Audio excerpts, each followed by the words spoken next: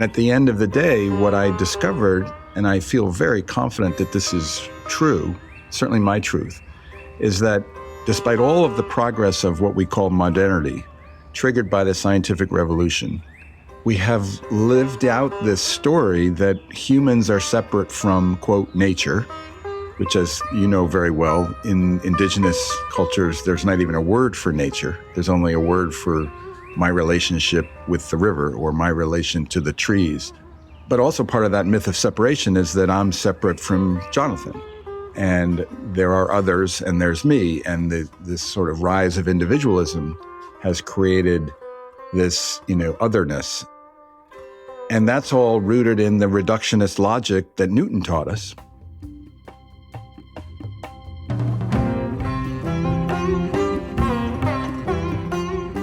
Welcome to the Garrison Institute Presents The Common Good. I'm Jonathan F.P. Rose.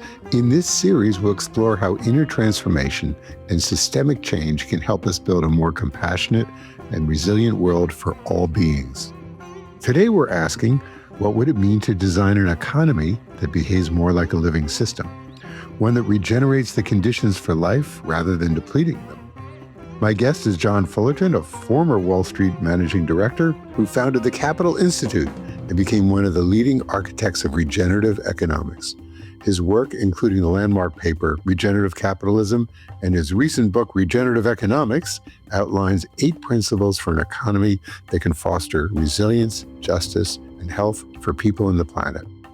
Together, we'll explore how these principles can move from theory into practice and how a regenerative approach aligns with the Garrison Institute's vision of a common good.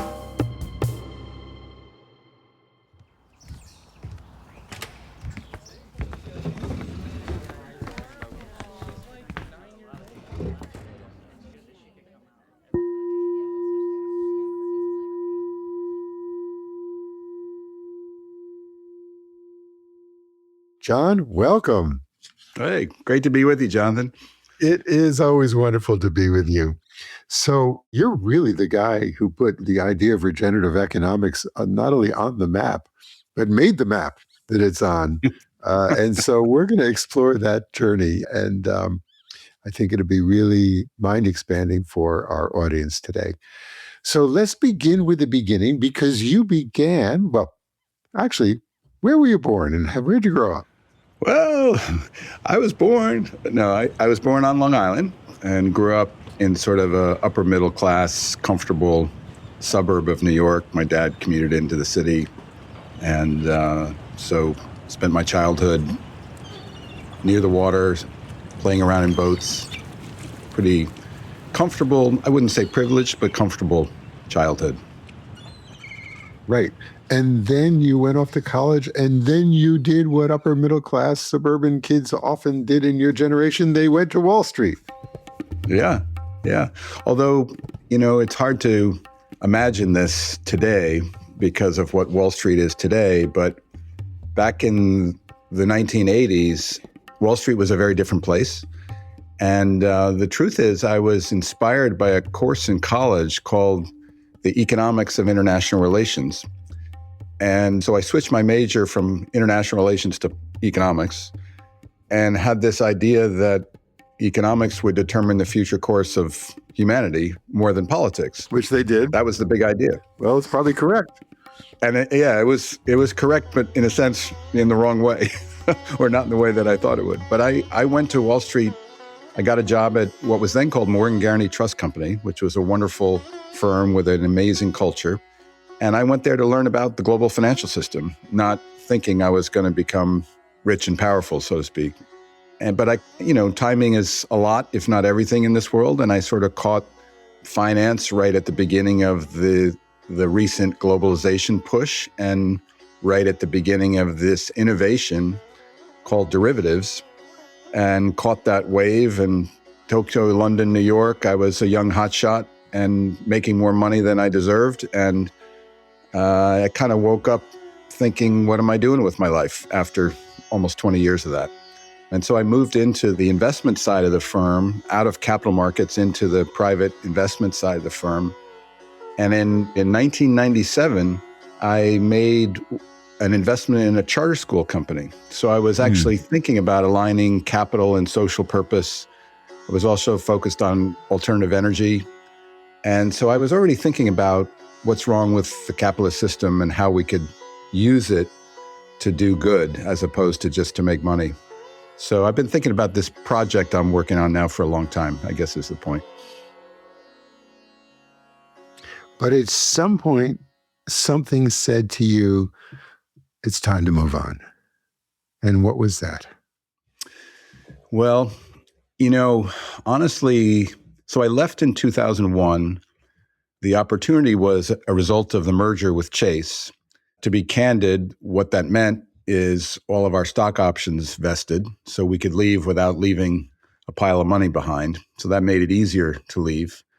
Often people ask me why I was so courageous to leave. I didn't really think of it as an act of courage.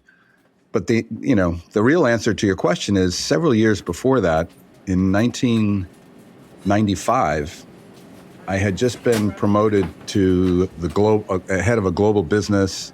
So I was officially a big shot at a young age. And I was on my way to Asia to kind of wave the flag, meet the clients, meet the team. And I'm sitting in first class Singapore Air, should be happy as a clam. It happened to be Father's Day. And it happened to be Father's Day 2 months after my second child was born. And so in all this luxury and big shotdom, I was miserable because I would have much rather been home with my young family. And I looked down at the New York Times with all the time in the world to read it, which I didn't normally have in those days with 2 young kids. And there was an article about Walter Annenberg. Walter Annenberg was a billionaire, media tycoon. He had retired, and he had decided to give away most of his fortune, which was front page news in those days. And so the article was about how he had chosen to give it to basically 4 educational institutions. And so the reporter went around and interviewed these institutions, and he got to the last one, which was a secondary school. And if I remember correctly, Annenberg gave the school $50 million. And the principal was polite, obviously, but essentially the message was, I have no idea what to do with $50 million. This is ridiculous. And so it hit me at that moment that I didn't want to be that guy. I didn't want to work on the grind until I was 75 and worn out and out of fresh ideas, and then give away money, be the philanthropist that the culture tells us means you're successful, to things that didn't even really need the money in the first place. And it is a longer story than that, but I literally metaphorically quit my job and my career on that day. But it took me several more years to muster up the courage to have the courage to say I'd rather do something different. Right. And then you and some friends decided to sail across the sea. Yeah, so I left my job, my career, with no plans on what I was going to do. The only plan I had is I'm going to take the summer off and decompress, because the culture around a merger is horrible. And it took me a while to say no, but I just walked away. In fact, I literally fainted in an elevator on my way down after meeting with my new boss, in case I had any question that I was supposed to leave. I had a fever and I literally fainted. I was on the floor of the elevator when I woke up. So the universe was telling me it's time to go, and I took the summer off. And so some friends of mine, knowing I had no excuse to say no, said, you need to join us sailing across the Atlantic Ocean. Again, there's a longer story, but the gist of it is I said yes. And 6 of us set out from Newport, Rhode Island, heading to Cowes, England, which should take 3 weeks. And about a third of the way there, and I was sleeping down below in a bunk, just for the record, I had nothing to do with this, we got hit by a humpback whale, hard. And he smashed into the rudder, destroyed the rudder. We were spinning out of control around in circles. We didn't know how much damage was done because it was underwater. So we had the life rafts out. We figured out who was going to go in which life raft if we had to abandon ship. And eventually we learned we were not sinking at all, and we ended up getting rescued by our good friends in the Canadian Coast Guard. Thank you very much, Canada. Never sent us a bill, by the way, in the spirit of communal common good, put it in those terms. And we got 4-day tow to Newfoundland, Canada, very cold place. And there was a guy that came down to the dock, a journalist who had come up from Halifax, because he heard that one of the crew members was reading Moby Dick. And I had figured, what better time to read Moby Dick than crossing the Atlantic Ocean? So there was something very, I don't know, certainly spiritual that was happening. That the odds of getting hit by a whale are low. The odds of getting hit hard enough to destroy the boat are extremely low. And the odds of a banker reading Moby Dick at the time, has to be 1 in a zillion. And so the message of the story of Moby Dick and even Herman Melville has been with me ever since. And just, as one thing I just learned, honestly, maybe 2 years ago, I read his famous short story, Melville's famous short story, Bartleby the Scrivener, A Story of Wall Street. And it's a short story about basically a law clerk who is essentially revolting against the system and the menial labor in the system, and it's dehumanizing. And so whenever his boss asks him to do something, he gently says, I'd prefer not to. He doesn't say no. And so his boss doesn't know what to do with him. But even that story is essentially what I did, 20 years earlier, is I said to my career, I'd prefer not to. So the whole thing is quite interesting, I guess. Right. I'm sure there was not a random strike. I'm sure the whale went after the boat. The boat was in his territory, and the whale. The whale experts say that he must have confused us for an attractive female young woman, and he was playing, but he didn't pick up the rudder on his radar.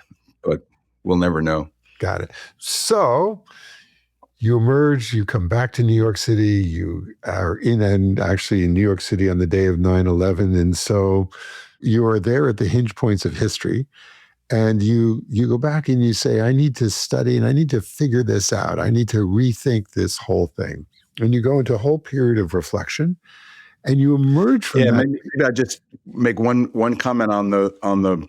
So the second shock was, not only did I experience 9/11, that was literally the first day I got back on the train and went to New York to think about what I was going to do next. Literally the first day I'd been in New York City since I left in April. And I had a meeting at 9:30 in the morning in Lower Manhattan, actually with another charter school. I was thinking about getting into the charter school business. And so coincidentally, it happened to be on 9/11, and therefore I was in the subway at 9:10. And therefore, when the subway stopped, I got out at City Hall, literally at the moment the second plane was exploding in the second building. So between the getting hit by the whale and now experiencing that, my world was shattered. Like, what is going on? What does this all mean? Here I am unemployed. I don't know what I want to do. I don't know why I don't want to do what I learned how to do. And the world's imploding. And oh, by the way, it was the World Trade Center, which was metaphorically all about the global economy that I had decided to focus on 20 years earlier. So it was a, to use Mark Carney's words, a rupture. Oh, yeah. And I was 41, midlife crisis, the whole thing just, there's sort of like before and after that moment. But you began to study. And what did you learn? It's funny. It triggered in me it triggered in me probably a clinical depression, mostly about why don't I know who I am, what I want to be when I grow up, but then all of the environmental, the 9/11 implications around it. And in a way that I've never been a voracious reader before that. And it triggered something that I would finish dinner and get in the car. And back in the day when there were bookstores, I would go drive to the big bookstore and just wander around the shelves. And I would find myself floating between the philosophy shelves, the psychology shelves, the self-help shelves, and books would end up in my bag. And I would come home with a bag of books and sit and read.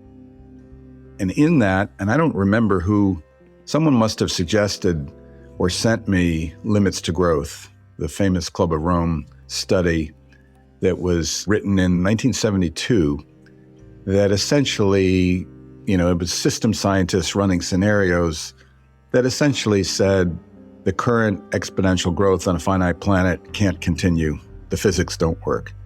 And that was like, in a sense, the third jolt, because it just became clear to me that we were heading toward what today we call the polycrisis. And that was clear as day to me. It was probably 2003 when I read that book. And so my search in philosophy and spirituality and self-help suddenly was accentuated by this problem. And I immediately thought my role in the world was to be the Paul Revere, because I came out of the world of the big shots, and now I had this warning. And so my job was to go tell the people running the world that we're heading for an iceberg. And then the next thing happened, which is they didn't give a shit. They didn't care, or they didn't understand, or that can't be right, or it's too big, John. I can't think about that. And they go back to work and go back to doing what we all do. And so I've been living with this, as someone who I spoke to about this years ago said, I've been sort of living as the guy with his hair on fire, screaming out the top floor window, and all the pedestrians walking by on the street without paying attention. So that's sort of the motivation that's gotten me thinking about what would be a serious response to what we now call the polycrisis, recognizing the complexity and dependency we have on the current economic system, and recognizing all the good things about the current economic system. So it's not like, capitalism is bad, let's be socialists. It's much more complex than that, because even the economic philosophy underlying socialist or more socialist systems, democratic socialism systems as we see in Europe, have the exact same problem. They're all predicated on exponential growth of the material throughput of the economy.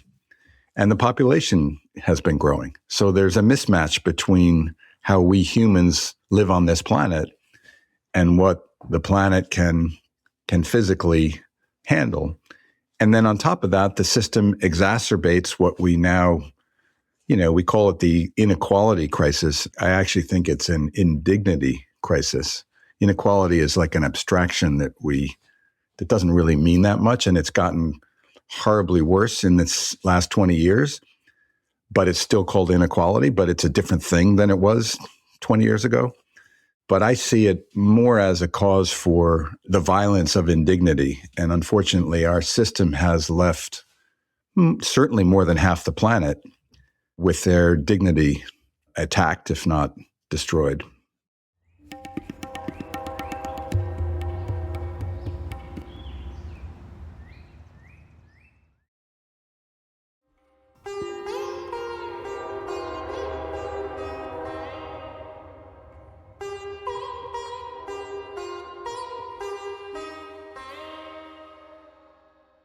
So I actually see it as a form of colonialization. But what many have pointed out is in the 1970s, when we went off the gold standard and for a variety of other reasons, the value of labor versus the value of capital, the relationship between them disrelated, and the value of labor actually has not particularly gone up in real terms, including inflation. Yeah. And the value of money makes money on money. And the whole goal of infinite growth is actually, it's all driven by the guys with money who want to make more money on their money without doing the work. Right. I mean, they may be doing intellectual work, but they're not doing the physical work. Yeah. And so the inequality is that money just is skyrocketing in terms of its returns, and labor is constant. And now with AI, we're going to put the labor out of work, and the wealthy will have all this money. And I don't think they've thought about the other side of the problem, which is there'll be billions of people without work and without the ability to pay for their bills and take care of their families, and the ability to buy all the crap the economic system is throwing at them. So they're trying to get them to buy. So exactly. So we're on the path to, our boat has been flirting with the whale of the economy, and the whale of the economy is on the verge of destroying our rudder. We're all Ahab. Yeah. But what's interesting is you not only saw the problem, but you began to turn to nature to find the solution. So talk about that.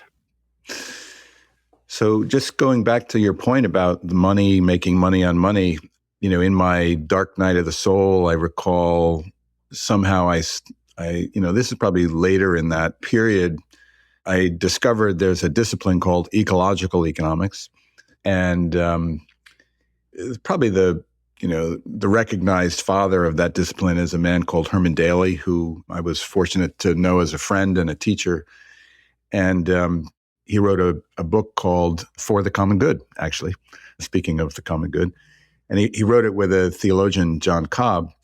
And I remember sitting on my living room couch reading this book into the wee hours of the morning because I couldn't put it down. And he introduced this word, chrematistics. It's even hard to say, which, of course, no one's ever heard of. And the reason no one's ever heard of it, it is no longer in use. But Aristotle understood the distinction between, in Greek, oikonomia and chrematistics. And chrematistics is essentially the use of money to make money, as opposed to oikonomia, which is where money has a real use value. It's a means to an end, not an end in itself, is maybe the best way to say it. And Aristotle understood these are two different things, and he referred to chrematistics as being unnatural. And so I'm not an Aristotle scholar. I don't know if this is true, but I hold the view that he was an early living systems regenerative thinker because he was thinking about what's natural as in what exists in the natural world. I don't recall what it was that I think what caused me to get interested in nature, what we call nature, had to be the climate. I went to a conference at Columbia hosted by Jeff Sachs, where all these climate scientists were explaining in very calm, measured, unemotional, we are really screwed with like, I remember sitting, I almost shouted, what is wrong? Are you serious? This is what you all understand? And you're talking about it as if you're talking about, what do you want for breakfast? And so I came through the climate crisis door, and I don't even remember. I certainly reading Janine Benyus's biomimicry was an early influence, but it was it's not like I went to university and did a PhD in X. I actually just absorbed from multiple different disciplines. And the cool thing is that they were all pointing to the same thing, which is that we had what and I didn't make this up, Daniel Schmachtenberger talks about the myth of separation, right? And at the end of the day, what I discovered, and I feel very confident that this is true, certainly my truth, is that despite all of the progress of what we call modernity, triggered by the scientific revolution, we have lived out this story that humans are separate from, quote, nature, which, as you know very well, in indigenous cultures, there's not even a word for nature. There's only a word for my relationship with the river or my relation to the trees. But also part of that myth of separation is that I'm separate from Jonathan. And there are others, and there's me. And this sort of rise of individualism has created this, otherness. And that's all rooted in the reductionist logic that Newton taught us. One of my teachers, Stu Kaufman, says Newton taught us how to think. Us modern Western people, Newton taught us how to think, and we still think in accordance with Newton's reductionist logic. So then you get to what's wrong with economics? Well, the economics discipline was built on the Newtonian reductionist logic. Literally, I can show you in textbooks of Irving Fisher. Irving Fisher built a mechanical machine to simulate the economy. And then, there's so many different pieces of this. Then I had an experience with a man called Alan Savory, who's developed over his lifetime this idea of holistic planned grazing. He introduced me to the idea of holism as opposed to reductionism. And all of it's just started to make sense that we run the world on an economic theory that is built on this false assumption of separation. And it's built on this assumption that the economy is a machine to be optimized for productivity because people care about money as opposed to other stuff. And people don't want to work because work is literally disutility in the language of Irving Fisher. And so it's not that economists are bad people, and they're certainly not stupid people, but we've built the economics discipline on a false foundation, is the punchline. And yet it's become the water we swim in. So even if you say that to a smart, thoughtful economist, my experience has been that they kind of shrug. Yeah, but it's just models, they'll agree with me, but then not see the profoundness of building a global economy on a system that's built on the design of a model, when the global economy is a human economy, and humans are not machines. Humans are living organisms. But you then reimagined what could an economic system be that actually followed the principles of nature. And that's really the basis of regenerative economics, which is to... So the thing about Newton is that it was a highly effective way of seeing the world if you wanted to achieve mechanistic aims. It was not a reflection of the nature of the world. It was just a way of extracting one little aspect of the world and manipulating it to grow industrialization. So I want to delve now into really the way so now you're seeing the world in this more holistic way, but you had to rethink everything. And that a key part of that rethinking was to actually extract some principles of nature and then say, how would these principles align with the economy? Yeah. So again, very inspired by Janine Benyus's work. She has, when you get into studying, you don't even have the right word for it. Like I use the phrase living systems. You could say ecology, but then probably systems ecology is more accurate, because even biology and ecology was influenced by the Newtonian, let's start and understand a bird, right, and then the parts of a bird, and you're back in reductionist thinking. So, through a not particularly organized synthesis and search from many, many scholars about how life works, combined with this experience with Alan Savory and his team, watching this holistic management idea work on the living system we call the grasslands. So it was a very concrete foundation that I've then essentially abstracted to the global economy, as opposed to an abstract idea to begin with.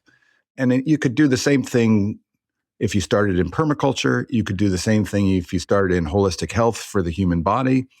But the innovation was to extract it to the global economy. And so I came up with 8 first principles.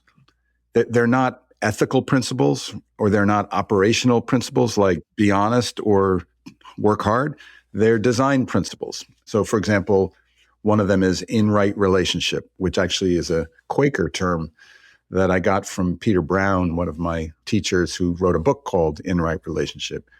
And that idea is very common sense, that in living systems, the parts are in symbiotic relationship with each other, win-win relationships.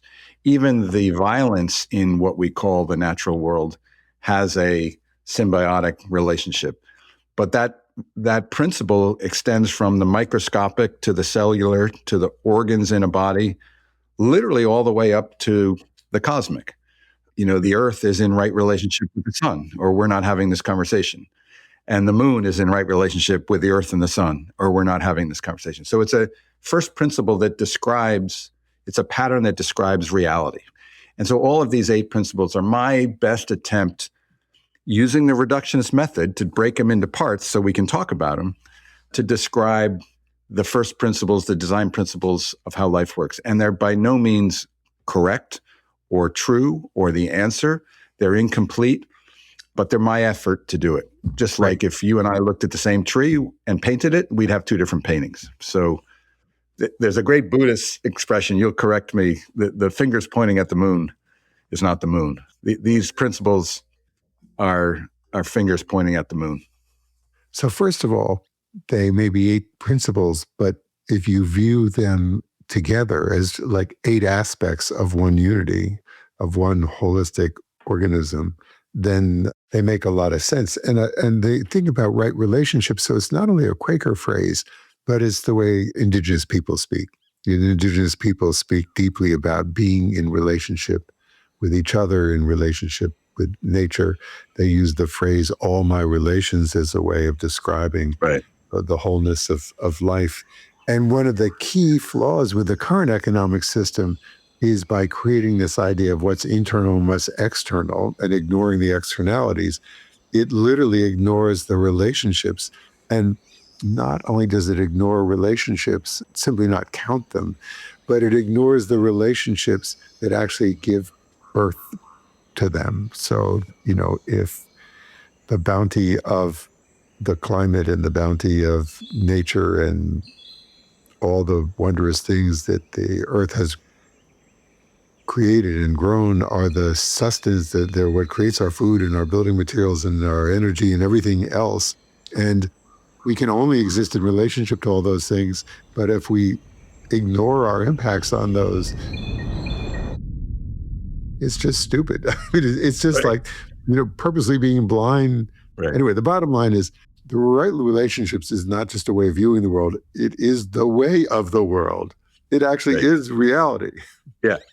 I mean, I'm hesitant to use the word true and truth, right? Because none of us knows truth. There's another one of my teachers, Bob Ulanowitz, who's a systems ecologist. He uses the expression that in ecology there are tendencies toward truth, right? So there's a tendency for men to be larger than women, but that doesn't mean all men are larger than all women. So it's a pattern, it's a tendency. And not everything in the natural world is in right relationship. There's all kinds of chaos in the natural world. But step back to 30,000 feet, and it's a magical, intelligent, ever-evolving system. And you pointed to something important. These 8 principles are not like an a la carte menu. They are designed. The only reason we break it into 8 or 4 or 15 is so we can talk about it and communicate and understand it. But the power is that they all work symbiotically together in right relationship. And then the final point is that this isn't just another expression of environmentalism. Oh, don't pollute the river, don't tear down the trees. The point is, and this is why we use the word potential in the regenerative paradigm as the essence, is that if we are in relationship with these patterns and principles, we humans and our economic system, how we engage on this planet and produce our goods and services to thrive, if we participate in this regenerative process, as opposed to be in conflict with it, there's no reason not to think that we will manifest potential just like the living world does that we can't see today. And so, for example, when you and I were born, there was no such thing as the internet. And if we were having this conversation, if we had all the insight we have today, and we were having this conversation, and we said, well, one of the principles of living systems is they have this, in my language, robust circulation, metabolism, not just of matter and energy, but of information. We would say, wow, how are we going to have that happen across, in the future, there's going to be 8 billion people. How are we going to circulate information, which is foundational to the human project, across 8 billion people? And no one could have imagined there'd be this thing called the internet. But magically, the internet emerged. I don't even know the story as how that really happened. I know DARPA, blah, blah, blah, but it magically emerged. So the internet is actually the regenerative economy. We just don't see it as that. We see it as technology.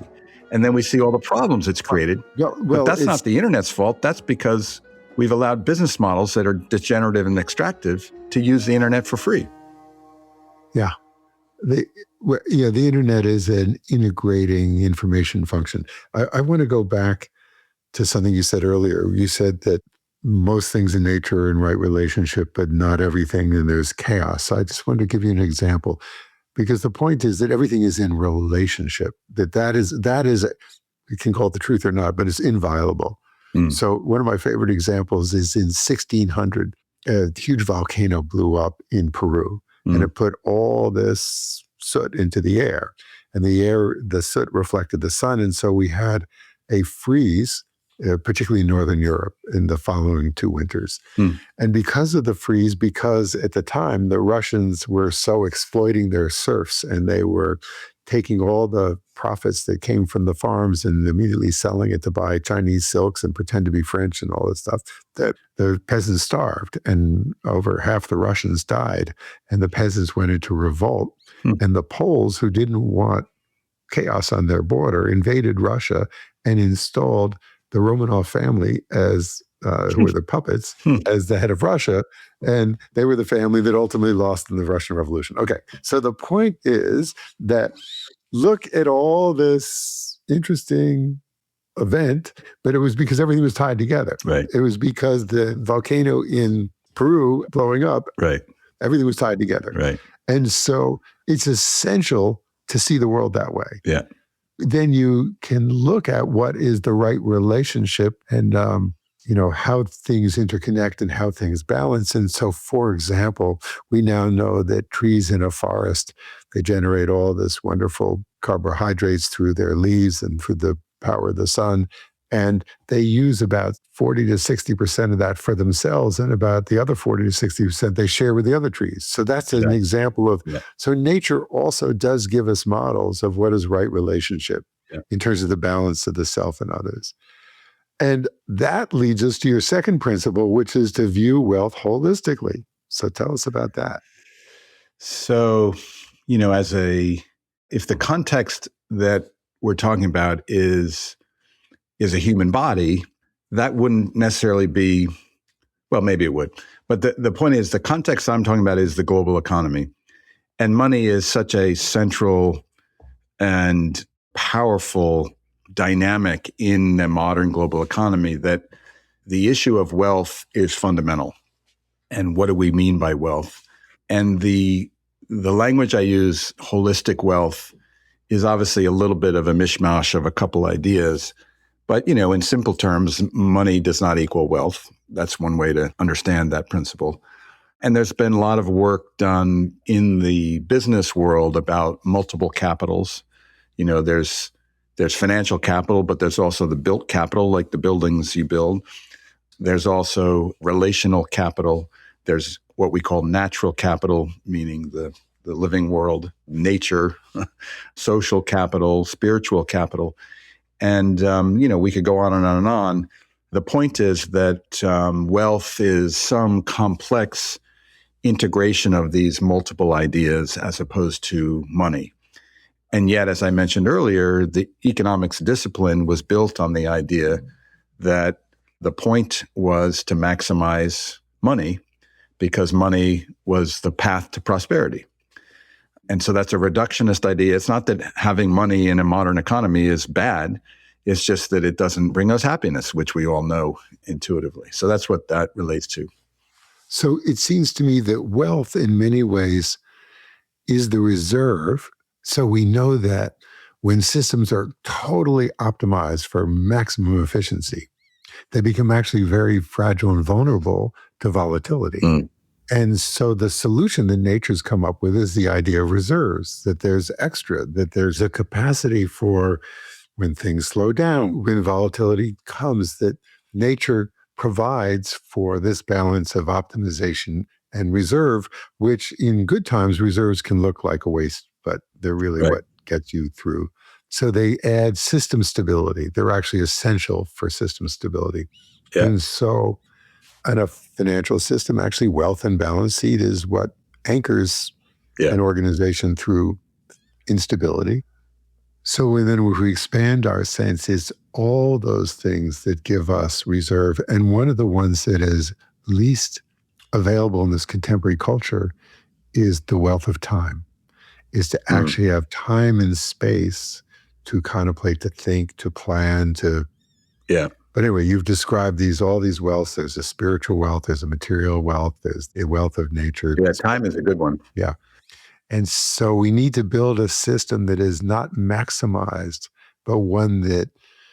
I'm going to keep returning to something that you then introduce in your new book, which is the idea of the commons. And part of it is that we need to not only feed things to ourselves and our relations, but to the aggregation of all relations is the commons. And we actually need to be building the wealth of the commons for us to have a stable foundation.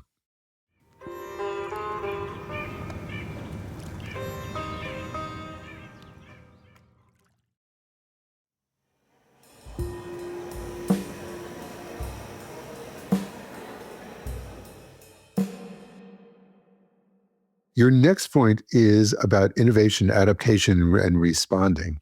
Yeah. Let me make one point on what you just said very well, the balance of, in my language, efficiency and resiliency.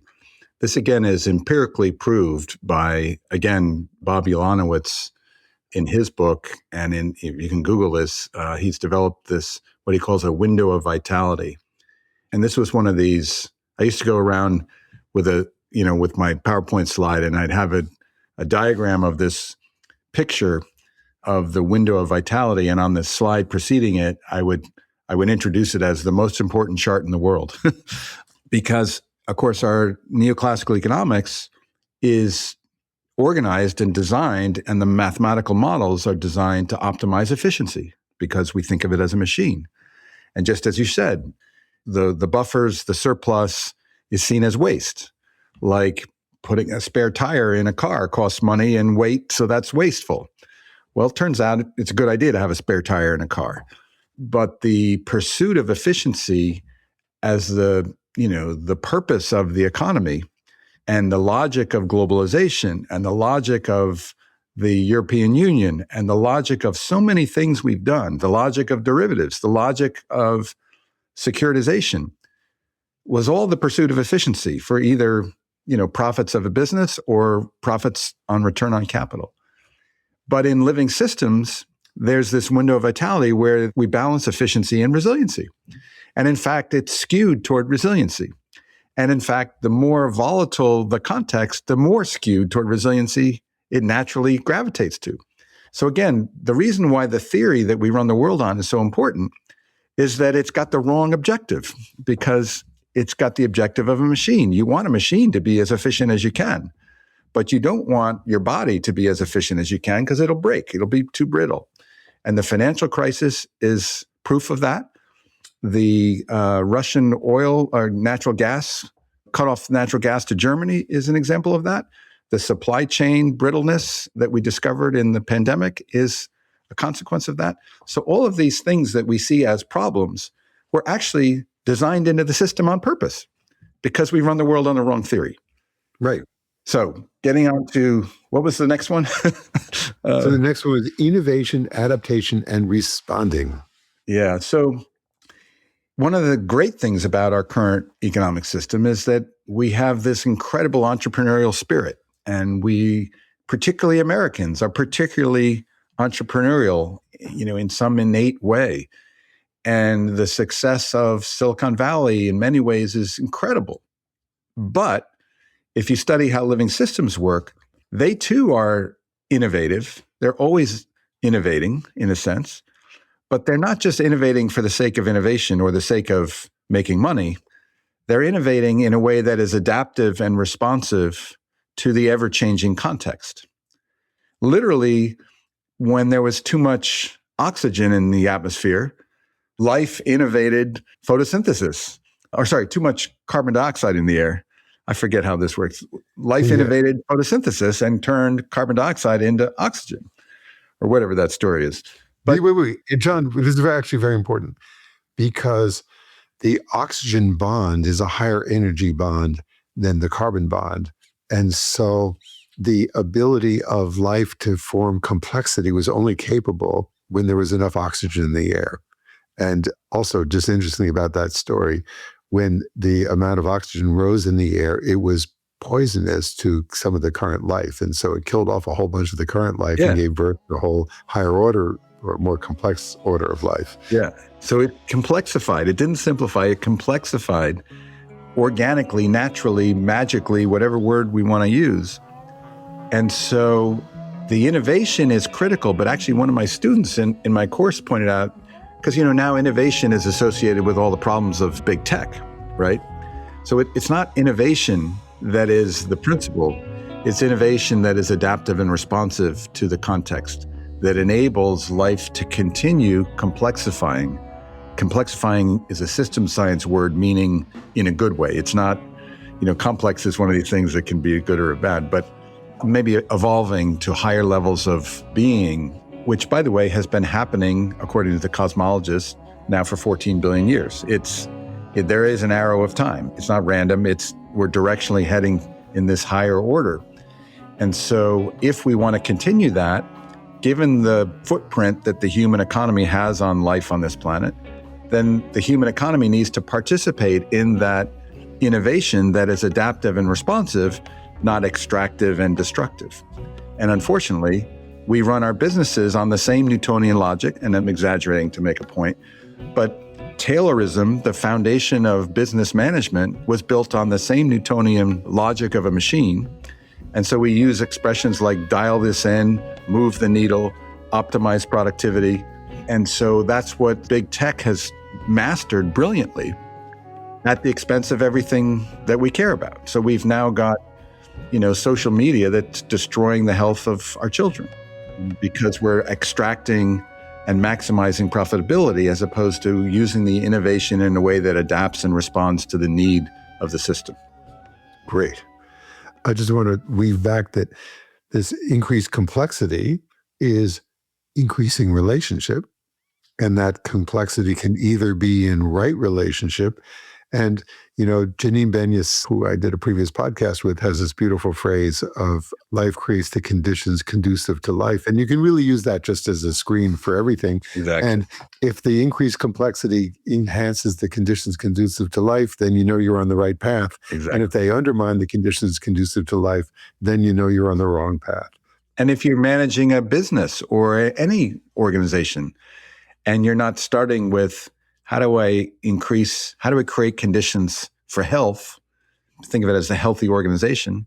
The organization is a living organism.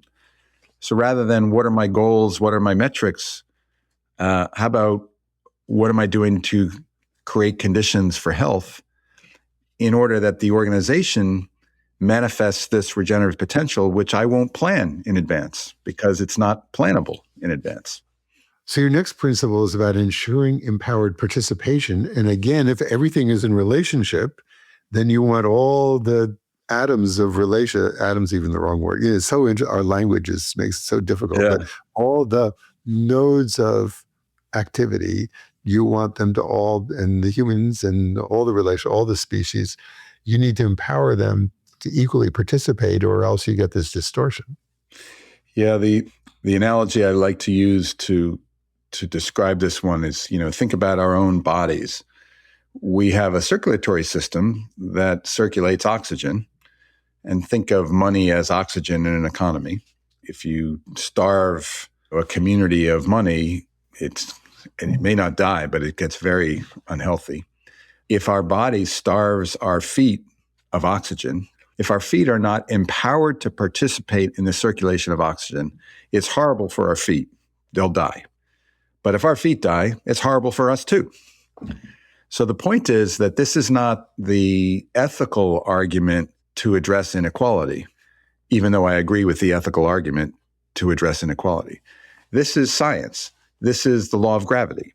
This is, if you want a healthy system, all parts of the system need to be empowered to participate in, not to benefit from only, but to participate in, meaning to contribute to the health of the whole.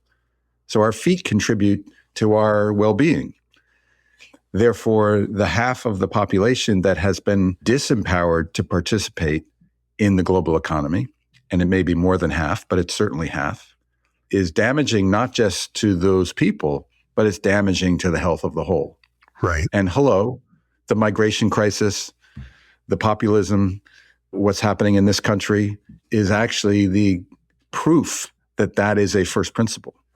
And that we need to deal with it not because of any, woke political view, but because it's destroying the health of the whole.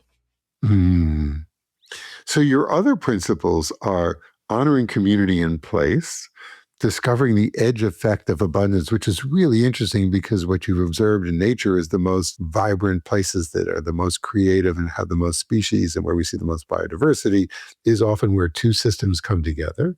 Ensures robust circulatory flow, which we've been talking a lot about, and seeks dynamic balance. So you came up with these 8 principles. You put out an amazing white paper in 2015. Yeah. A lot of people read it. A lot of people lauded it. You gave birth in an amazing organization called the Capitalism Institute. You've been teaching these ideas. These ideas have been spreading throughout the knowledge sphere. And more people, we need still to get even more and more people have been sharing your aha in a way that not only communicates the ideas, but communicates the understanding of being behind the ideas. You've taken these ideas and you've now just published a new book on regenerative economics that starts with these ideas, but then you move forward into the John Fullerton 2.0. So I want to talk about the John Fullerton ideas of 2.0. Where are you going? Well, let's see. I guess the first thing I did in the book was to try to, because now this word regeneration is kind of everywhere, at least in the little bubble that we exist in of trying to fix the global system as opposed to conquer it or extract and exploit it. But there's a lot of confusion about the term. And so the first thing I did is try to explain the term, what it means scientifically. And in very simple language, regeneration is the process that describes how life works. It's not a new word for sustainability. It is a scientific explanation. It's a process. The word process is really important. And so I try to differentiate it between a lot of different ideas that are cooking. And the point of that is not so much to say, oh, this is better than that. What I see it as doing is it encapsulates much of the work that's happening in the, let's call it, sustainability movement, but then it extends it further. And it extends it in particular beyond this materialist Newtonian paradigm. And that's what gets very tricky, because that's then perceived in our materialist Western culture as, oh, you're talking about the spiritual woo-woo stuff. And somehow people think that it's either a machine or it's woo-woo, when in fact, no, there's this thing called life. So I joke that there's three things. There's the reductionist, logic of a machine. There's the holistic design of life. And then there's consciousness, which, you and I have discussed many times, is really the thing. So three things are really one thing. And you and people like Jude Curavan have educated me that sort of consciousness sits below all of this in a way that, is just foreign to our Western thinking, but is foundational to much of non-Western thinking. So there's an integration happening as opposed to a better, worse othering. So I talk about that in the book. And then I, in particular, try to differentiate regenerative economics from ecological economics, which again, it's very much, building on and continuing the logic of ecological economics.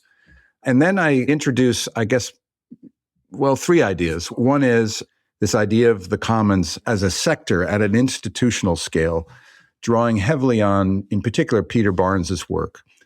And this is a whole huge conversation, but the gist of it is that I was, wrestling with, so the challenge is, okay, you got this vision thing, but how the hell do you ever make this work in practice?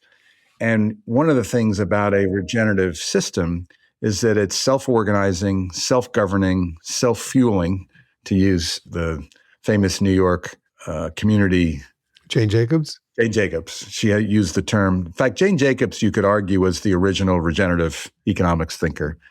She didn't use the term, but she definitely got it. And she uses the term self-fueling. And so the idea of a self-governing, self-fueling system as opposed to being dependent on regulations was very appealing to me, because I know well how difficult it is to design regulations that do more good than harm. And Peter Barnes's work was really, which again is building on Elinor Ostrom's work. This is not a new idea, building on indigenous reality. But the idea that we don't have a sector called the commons is, like, to me, an obvious problem.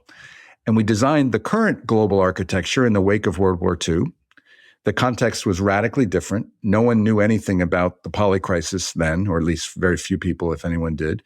And the context was rebuild after the war and make sure wars don't happen again. Whereas the context today is we're destroying the planet. Planetary boundaries are being breached. The economy is way too big to run by individual meetings. We run it through our institutions. And we have this massive institution we call the private sector. And we have a massive institution we call the public sector. and we have the civil society sector, but we don't have a sector for the commons. And when I'm talking about commons, I'm talking about not just the natural commons, the Amazon, the rivers, the atmosphere, the fisheries, but also the technological commons. And again, this is not a new idea. Herbert Simon, a Nobel economist, who I quote in the book, proposed that, I'll just read a sentence. He proposed, Nobel economist Herbert Simon, who some call the father of artificial intelligence, has posited that if we are generous with ourselves, we have, quote, earned only about 20% of our wealth. The rest, according to Simon, is patrimony associated with being a member of an enormously productive social system, blah, blah, blah. So the point is that Amazon, the company, would not be possible without the microchip, the computer, the internet, the book, the roadway system, the airports, the airplanes, et cetera. And yet Bezos, with all of his entrepreneurial genius, is allowed to use all of that human productivity without having to, in a sense, pay for it and without having to protect it. Just like a forester could go in and cut down trees in a forest and take all the money. And one of the ways we theoretically do that is with taxes, but the very wealthy avoid taxes. So Peter Barnes calls this co-inherited wealth. Wealth, yeah. And the co-inherited commons. And what he's saying is that in many ways we have co-created it or we've invested in creating it, but these are amazing things. And the climate and air, oxygen itself, if you think of it, is co-inherited commons that we all have this amazing benefit from. But that we have a moral responsibility. We need to live in right relationship with the co-inherited commons. And we need to both recognize that not everything is private, that there are these commons, and we need to work towards the common good. And this is hugely important because, again, it repositions the relationship between what we call the individual and the whole. Yeah. And we've seen this in all indigenous cultures recognize a moral responsibility to the whole. And you're saying it's about time we did too. Yeah, but yes. And I'm trying to show that this is not just a moral, it is a moral issue. And yes, we shouldn't destroy nature, but the way I very back of the envelope calculated it, what we include and define as private wealth is, again, very rough calculation, only 13% of our true wealth. Right. So we're running an economy on 13% of the abundance that we have, as opposed to using 100% of the abundance and caring for it. And if we did that, we would solve the inequality crisis. So wait, John, we are using the abundance. We're abusing the abundance. Yeah, fair point. So, yeah. We're using it for free and destroying it. Right. So I want to go back to the very source of this, which is prior to 1066 in England, there was a great sense that the commons, and even though there were kings, people shared land and they grazed on the common land and all that stuff. Anyway, the bottom line is that the Normans invade and they privatize a whole lot. And there's still some commons. And then for a variety of reasons, it becomes clear to the English lords that they can make more money grazing sheep than they can having the farmers be serfs the way they used to be. And so they enclose all these commons. They just take the commons and say, it's mine, put fences around it, hire a few people to be the shepherds of the sheep, kick the rest off, and they create vast poverty. All those people move to the city and they're poor and they're beggars and they have nothing to do until industrialization comes along and gives them cheap wages. But they literally there was a commons, it was understood there was a social cultural way to live on the commons, and they just said it's mine. And we're seeing that endlessly in the whole economic system. And one of the things about the tech bros and the tech giants is they're now even trying to privatize our own minds. And that's what social media is really trying to do, is privatize our minds, kind of get their fingers into it, colonize it, and then sell it. Yeah. And artificial intelligence is, in a sense, they're saying, oh, I'll have that too. I'll have the cumulative cultural history of humanity, and I'll monetize that. And so if we had again, why theory matters, if we if we theoretically had a concept of the commons as part of the architecture, we could then have a debate about how do we manage the internet? How do we manage this? How do we manage that? What institution do we need to create to govern these different commons? Who will they be accountable to? How will they enforce it? All of these questions we're not even asking because we've got the wrong architecture. And the reason we have the wrong architecture is we have the wrong theoretical foundation. Right. Born of the myth of separation. And so there's a lifetime of work to figure out how to redesign this thing. And, what you learn in system science is that systems change in response to pressure. So now we have pressure and we have Mark Carney's rupture. And so now is the time that we actually have a chance to redesign these systems because we're living in the rupture. Interestingly, that our current president, who is even I think he himself likes to be Mr. Chaos, is dramatically increasing the chaos that was already emerging in the system because the system was breaking down because of all these reasons why the system wasn't working anyway, which is giving rise to the polycrisis. So he's creating the cracks that allow for something more regenerative to be born. Many things can be reborn. And this is a moment to really promote these ideas and this way of understanding and these solutions because there's more chaos than ever before, but there's also more opportunity for a mind shift than there ever was before, too. I keep telling myself that. Right. So what are you doing to give birth to this new mind shift and how can we all participate? Well, I wrote a book. I run around flogging a book, but, I'm part of a network we call the With Life Network. The word regenerative is starting to get abused. So the whole idea is that we need to think about participating with life. And so my little role in this, I've chosen and concluded is largely focused on education. I think this paradigm shift begins with seeing, in a sense, it's a revolution in how we see what everyone sees.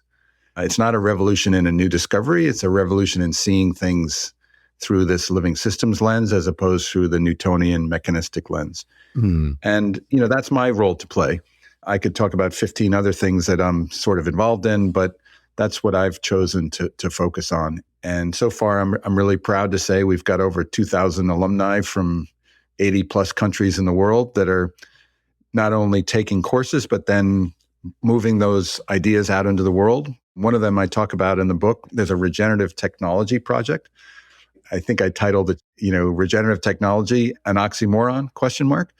But, obviously technology plays a huge role in this, and we need to harness and use technology in a way that's aligned with these principles as opposed to exacerbating the extractive problems, the mechanistic problems. That's a huge challenge because the people that run technology companies are obviously really good at the analytical left brain Newtonian logic, and they're very powerful now.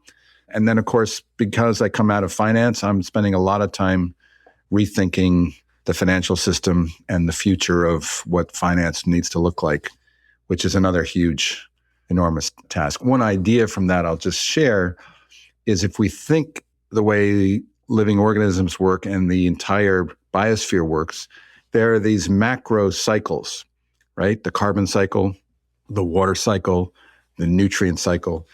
So if we use that as a design principle of these cycles that ensure the balance and the health of the whole system, and now we shift to an economy that's basically built around the flow of money. Money is the oxygen.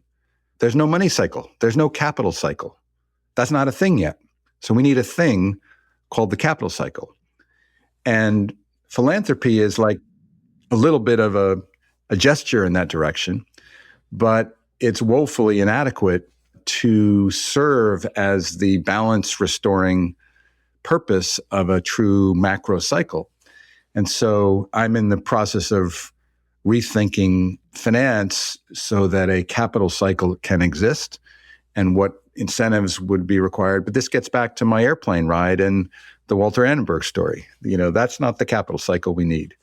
And when, I don't know the statistics, but when, more than half of the wealth of the planet is held by a handful of individuals, and when sovereign wealth funds that have benefited from happening to discover oil in their backyard sit on that pile of wealth as opposed to it cycling more effectively, the logic would be that the system can't possibly stay healthy.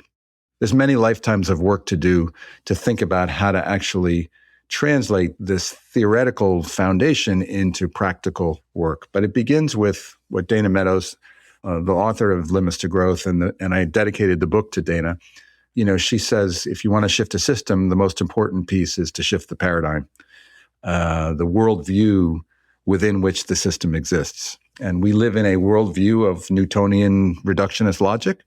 And so my work is very much focused on shifting that to a holistic living systems worldview that actually aligns, the science of living systems is aligned with our ancient wisdom traditions.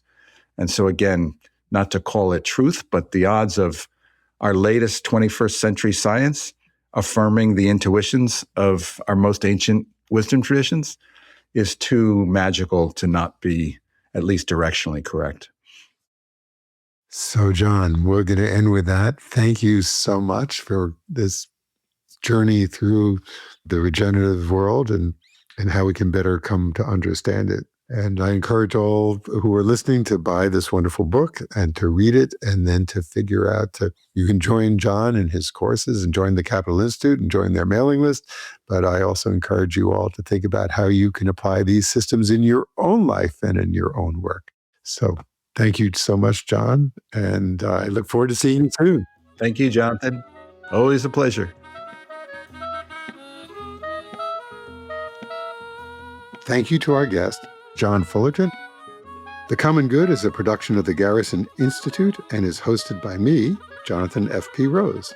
We'd love to hear your thoughts about the podcast. Please send us a note at podcasts@garrisoninstitute.org and let us know what you think. If you've enjoyed this episode, please consider leaving a positive review on Apple Podcasts. This show is produced by the Garrison Institute with production and marketing from The Podglomerate. Its theme music was composed by Jonathan F.P. Rose and performed by Jog Blues. We look forward to being with you again soon.